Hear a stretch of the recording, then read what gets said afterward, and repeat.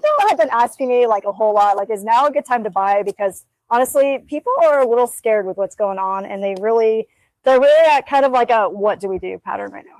Yeah, I mean, the most important thing is know your finances and know what's best for your family. Right.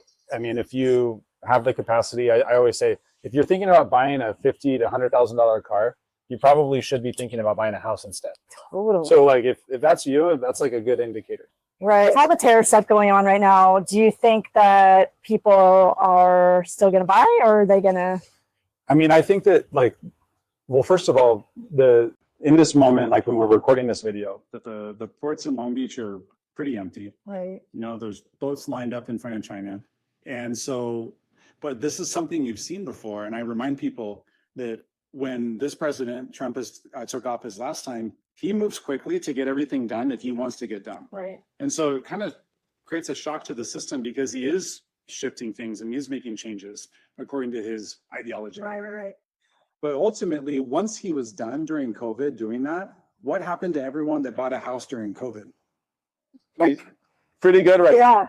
And I think that no matter what, there's always going to be things that slow down real estate and scare people for a time. And those are the windows when you buy. Mm-hmm. When you get lucky and you buy a bank-owned home, okay, like that could happen to you. But that's not something that you wait for. Right, totally.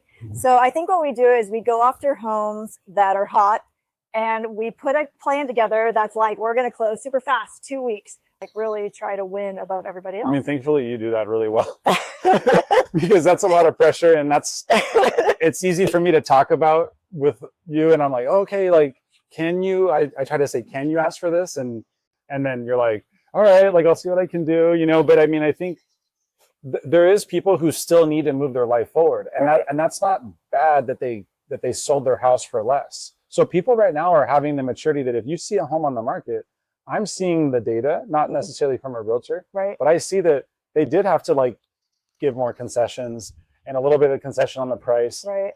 But someone that was impacted by the fires told me something really like pretty powerful. And he said, I can't stay in this neighborhood, you know, in Altadena, right? Because I need to keep moving my life forward.